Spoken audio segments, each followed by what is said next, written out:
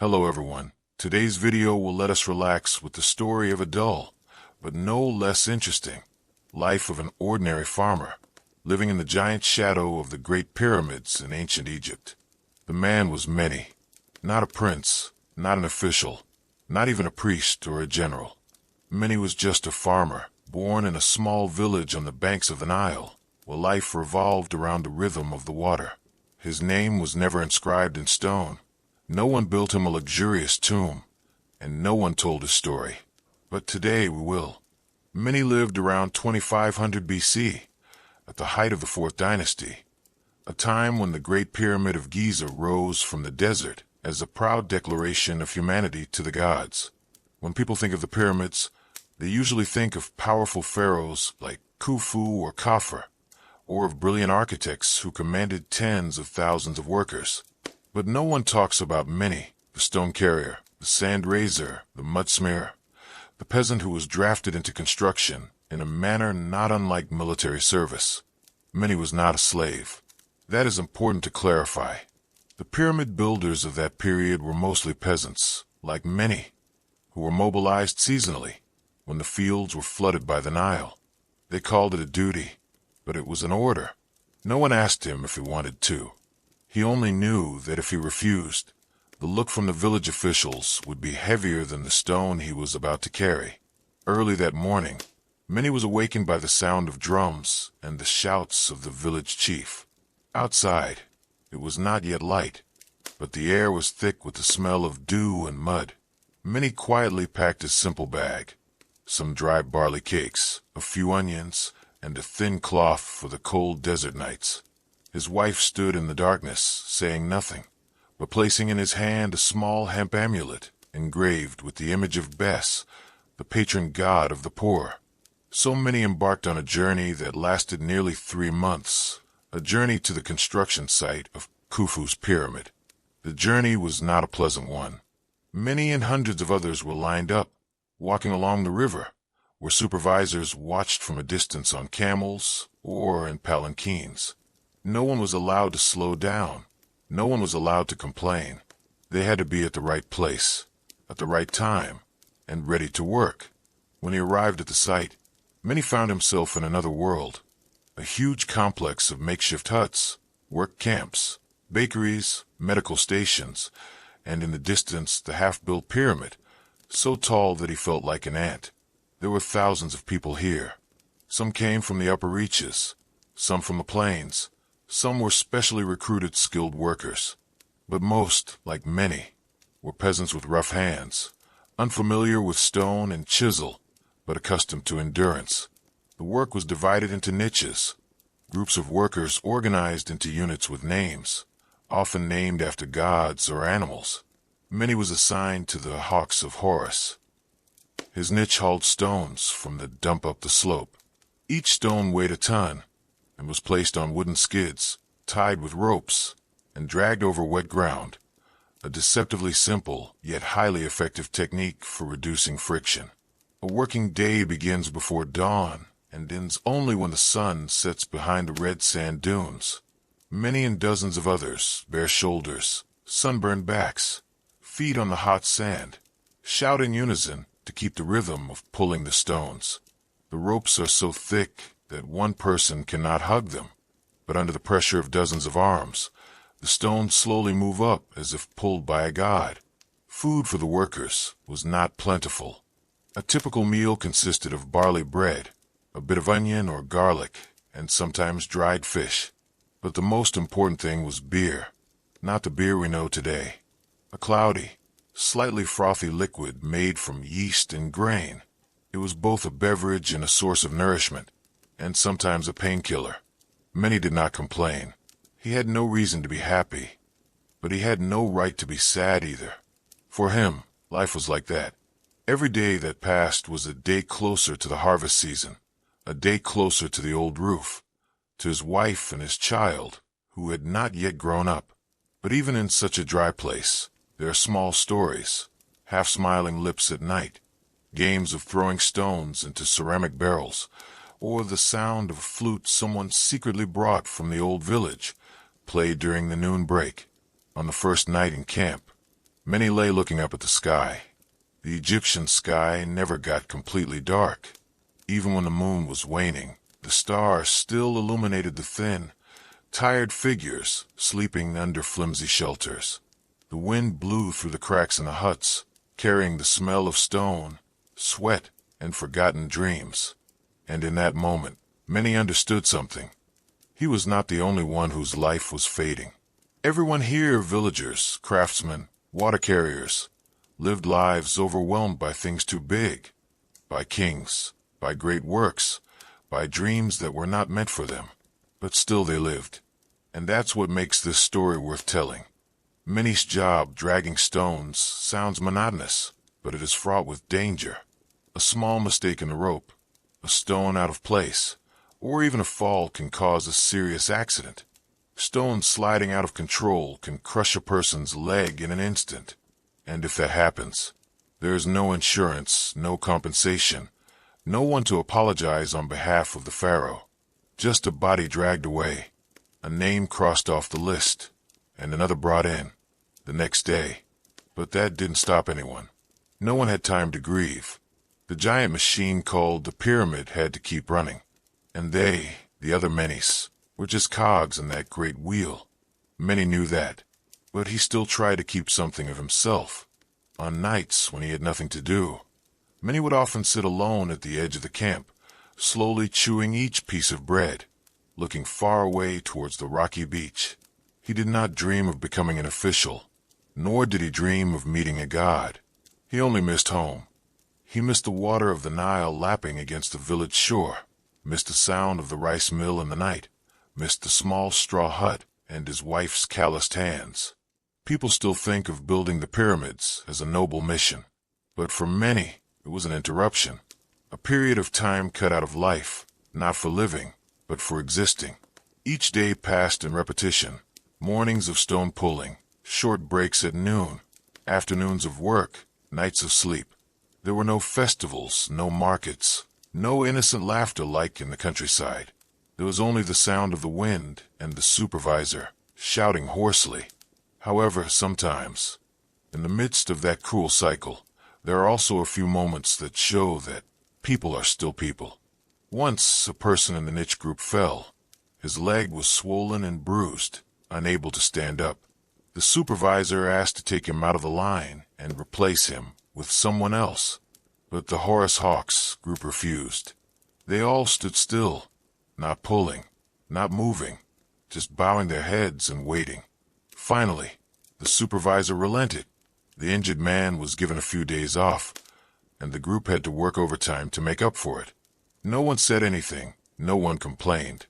But that night, at dinner, they saved the cake and beer for the injured man. No one asked, no one discussed it. It was just they understood each other. Normal people always understand each other in silence. Meny felt it deeply. In that seemingly random niche, he found a kind of affection that no stone statue could carve. That was the compassion between people who suffered together. They did not promise to meet again after the construction season, did not call each other friends for life. But when the sandstorm hit their faces, when their shoulders ached as if they were about to fall off, they would slow down if one person could not keep up. They knew without each other, no one could stand. Life on the site was harsh, but not entirely isolated. Occasionally, small caravans of merchants came to sell their wares, or storytellers passed by. They brought a few pieces of bronze mirrors, a few cheap terracotta necklaces, and news from downriver. Each time, Meny anxiously asked if anyone had come from his village. Any letters? Any word about the upcoming harvest? He never heard back, but he kept asking, still hoping. One day, while fetching water from a deep well near a stone storage area, Meny happened to meet an old man who worked as a letter carver. The old man asked him to stop, and then observed his face for a long time. Meny asked awkwardly, "Is there anything strange about me?" The old man just smiled and whispered, "You have the face of someone who misses his hometown very much." That simple sentence haunted Meny all night. He had never thought about his face, because he had never had a mirror to look at himself in. But the idea that his face bore the mark of his memories made Meny both sad and relieved, as if no one knew who he was, at least the memories were still his. No one could take them away. As time passed, the pyramid grew taller, but Meny's life remained the same. His biceps hardened, his toes cracked. He no longer feared pain, no longer cared about the blood when he scratched a stone. But there was one thing he always kept close to him: the amulet string his wife had given him when he left the village. It was frayed, reddish-brown, but he never took it off. Whether he was bathing, sleeping, or pulling stones, it was always on his hand. Sometimes, in his fitful sleep in the middle of the desert night, Meny dreamed that he was walking through a green rice field. His son, then just a small child, trotted ahead. He called him back, stretched out his arms, but then woke up, saw a mountain of rocks in front of him. His back ached, and the sky was still dark. And then one morning, the supervisor gathered his team. They were told that the construction was on hold. The Nile had begun to recede. The fields were ready for planting. Meny was stunned. He thought it was a dream, but this time it was real. "You will be back." The day of return was not glorious. There were no drums beating, no flags waving, no one waving like victorious warriors. There was only a group of people walking silently along the river, cloth bags on their shoulders, dusty feet, sunburned skin, empty eyes. Meny walked among the crowd, saying nothing. He felt relieved and tired, as if he had just escaped from a very long dream, but had not yet fully woken up. The village edge appeared after more than 4 days of travel. Meny's small palm-thatched house was still there. The roof was slanted, the walls were cracked, the barns were no longer full, but in his eyes it was a palace. His wife ran out when she heard his footsteps, her eyes filled with tears, unable to say a word. The little boy, who had learned to walk, looked at his father as if he were a stranger. Meny bent down to pick up the child, smiling, his eyes stinging. There were no words to explain the 3 months of absence, but that hug was enough. Life in the countryside seemed easier, but it was no less harsh. The receding waters left behind a thick layer of mud, and the fields needed to be plowed immediately before the soil dried and cracked. Meny had no time to rest. As soon as he put down his bag, he had to borrow a buffalo from the villagers to start plowing the next crop. His back was still sore from dragging rocks, and now he had to bend down to hold the plow blade. His hands were still swollen and painful, but if he didn't work, how would he eat? The truth is, the pyramids may be a wonder of mankind, but people like Meny, who directly contributed to their construction, had nothing more than a loaf of bread and a few jars of beer to bring home. No gold or silver, no rewards. Sometimes the villagers even envied him because they thought he got to work for the royal family, got to eat and drink, got to be close to the Pharaoh. Those words made Meny smile faintly. Only those who have stood all day under the 45-degree heat in the middle of the desert, dragging rocks so heavy that their shoulder bones almost cracked, can understand what that honor really is. Yet the experiences were not in vain. They left Meny with something hard to describe, not pride, but a sense of knowing his place in the vast world. He never reached the top of the pyramid, but he knew that every stone beneath it bore the fingerprints of people like him, nameless, anonymous, but real. One night, when the family was asleep, Meny sat alone by the fire. Outside, the moon was bright, casting his shadow on the rough ground. He quietly took the amulet from his hand, the first time since leaving the village. He placed it in front of him, looking closely at the image of the god Bes, which was almost blurred by dust and sweat. Meny did not believe in miracles, but he knew that thanks to this small amulet, he had not collapsed. The next morning, while it was still foggy, Meny went out to the fields. The fields were still muddy after the flood, with grass growing wildly and rocks mixed in with the mud. But he plowed them down, his hands trembling but sure. Each step he took on the ground was an affirmation. He had returned. Life gradually settled into its old rhythm. Mornings spent working in the fields, lunchtime had dry bread, afternoons patched the roof, evenings set telling stories to his children. The stories Meny told were not about pharaohs or gods, but about stone carvers, about a friend named Kenu who broke his arm but still tried to work until the last day, about an old stone carver who told jokes when the weather was cool and cloudy. Small stories, very small, but Meny listened with rapt attention, eyes wide open, as if he were hearing about gods in the sky. One day, a stranger came to the village. He was a teacher from the urban area, and he was sent to collect folk tales and write them down. When he arrived at Meny's house, he sat and listened to his stories all afternoon. Afterwards, he asked, "Do you know how important what you are telling me is?" Meny shook his head. The teacher continued, "People only remember the name of the pharaoh, but if it weren't for someone like you, there would be nothing to remember." Meny was silent. He had never thought of himself as having any value beyond plowing the land and hauling rocks. But that night, lying next to his son, listening to his son's steady breathing in his sleep, he smiled. Perhaps his existence, however insignificant, however short, was also part of the vast picture that people called history.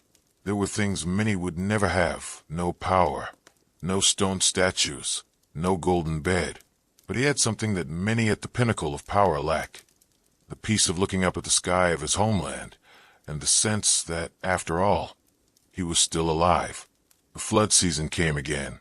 As if by a cycle predetermined for hundreds of years, the Nile overflowed its banks, carrying with it the silt, but also Meny, once again away from home. The recall was given. The able-bodied people who had worked for the court would be called upon to build the next part of the pyramid. Meny did not object. He had known from the beginning that the previous return was only a temporary break.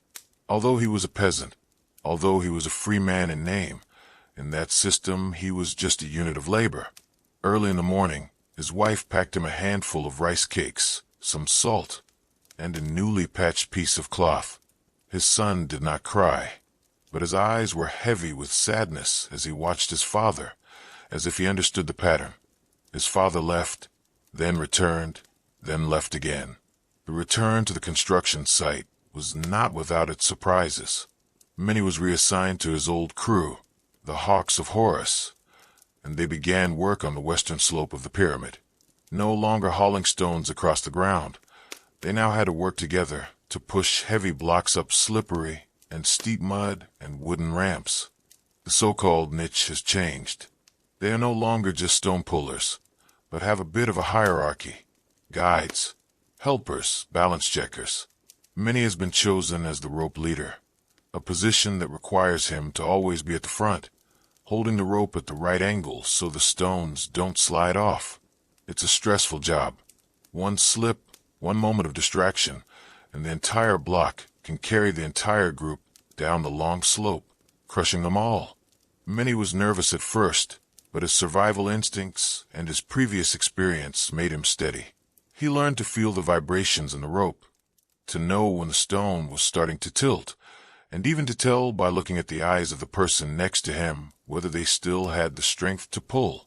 It was all a rough dance, no rhythm, no music, but one wrong step and someone would be dead.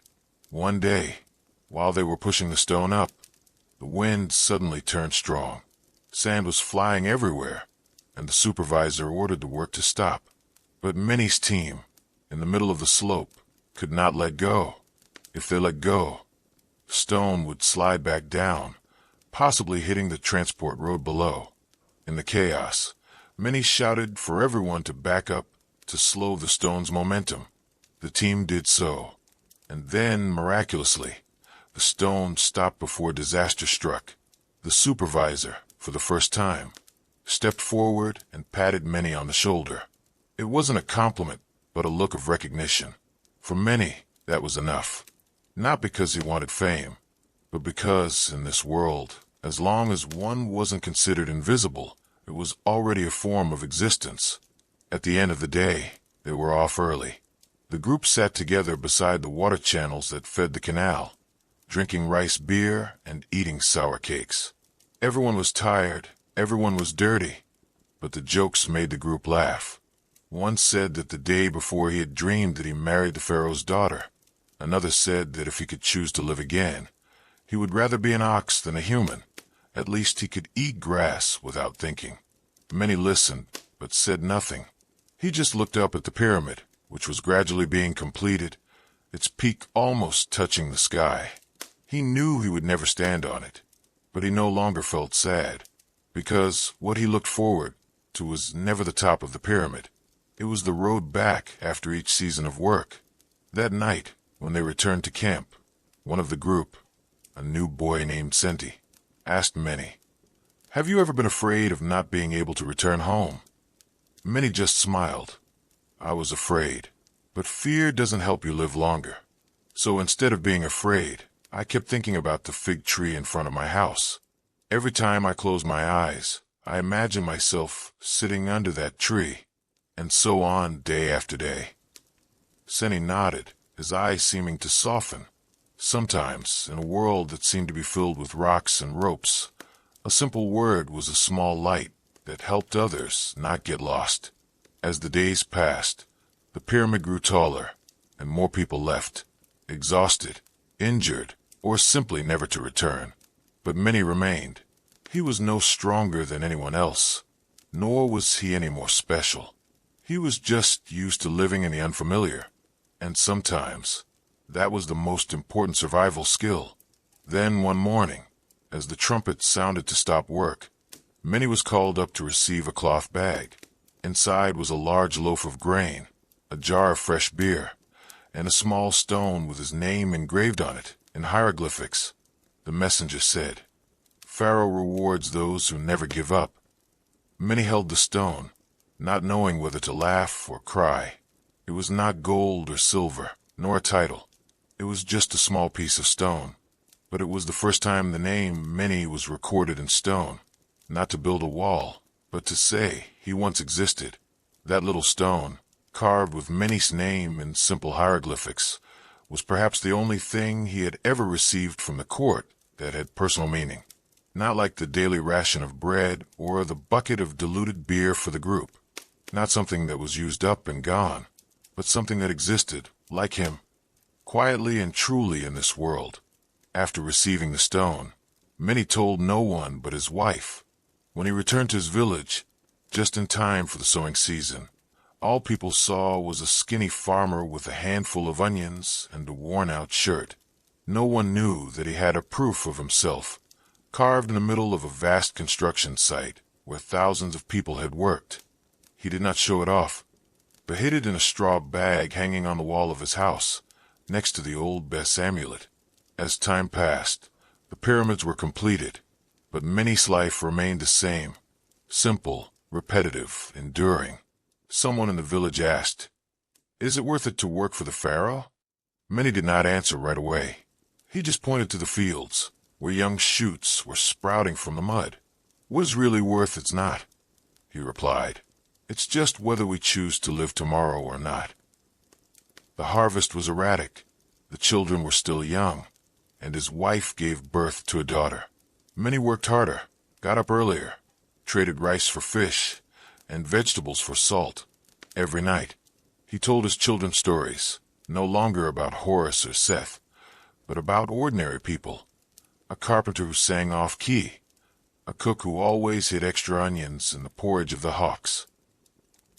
The kids loved it. To them, Dad was a hero, not because he had worked for the Pharaoh, but because he had survived the most brutal niche in ancient Egypt and returned in one piece. But life never allows people to stand still forever. Another flood season came. This time Meny was spared. The reason was simple. He had served his due. His health was not what it used to be, and the court needed younger men. He should have been happy. He would not have to return to that place. But when Meny heard the news, he remained silent. That night, when everyone was asleep, he took out the engraved stone, wiped the dust off, and placed it between his palms. It felt different from the first time. Back then, it was a confirmation of his existence. Now it was a farewell. The next day, he took the stone out into the garden, chose a dry spot near the base of the fig tree, the tree he often mentioned while dragging the stone, and buried it, not because he no longer valued it, but because he believed, if one day he was no longer here, the name Meny would still be here, in the very soil of his homeland, where everything began and ended. Many years passed. Meny grew old. His hair thinned. His hands trembled. His eyes dimmed. But he still plowed his own small field, and still sat and told stories to the children in the village. When the children grew up, none of them knew that he had worked at the pyramid construction site. To them, Meny was just an old man with a gentle smile, and always had a way to make a story interesting, whether it was about a buffalo that refused to plow, or a day when the sun was too hot for anyone to work. One late winter afternoon, Meny lay in bed, breathing evenly and lightly. His wife, now with gray hair, held his hand without letting go. His son, now married with children of his own, knelt beside him. No one said much, only the sound of the wind blowing through the thatched roof. Meny looked up at the roof, his eyes drifting away. Then he whispered, "Don't let anyone forget that you once existed." Then he closed his eyes. No stone statue was erected to commemorate Meny. No large tomb, no formal ceremony. Just a small stone lying under a fig tree, unknown to anyone. But if anyone had ever dug it up, they would have found the hieroglyphic inscription. Meny, he who lived, who did, and who returned. Many years after Meny left this world, there was no clear trace of the land where he had lived.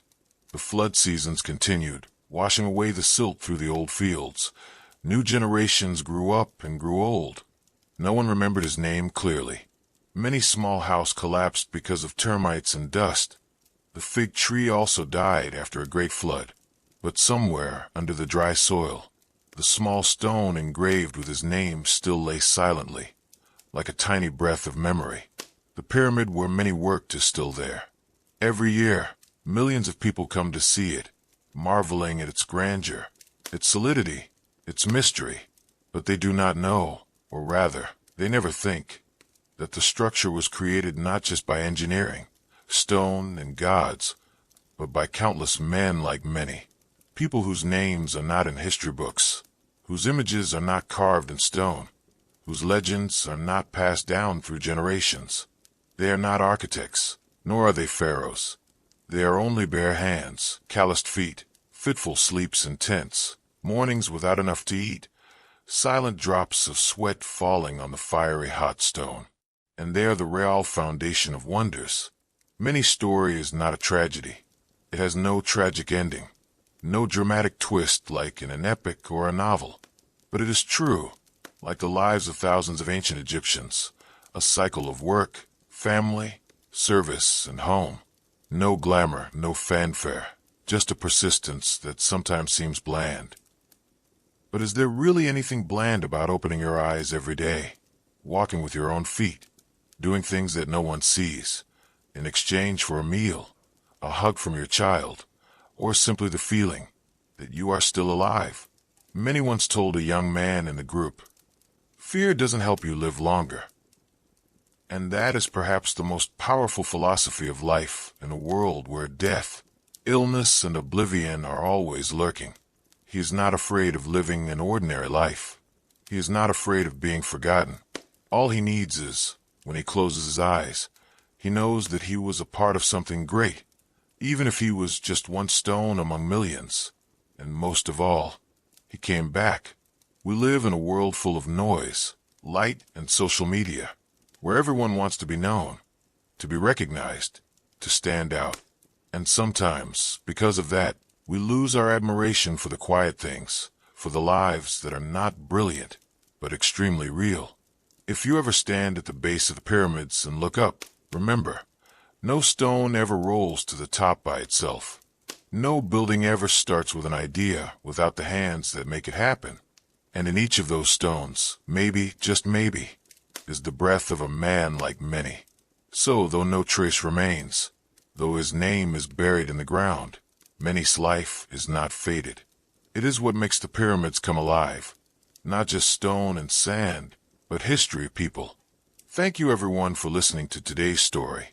If you like ordinary but meaningful stories like this, don't forget to subscribe to the channel so we can meet again in the next journeys. Wish you all a gentle, deep and warm evening with the simplest things. See you again.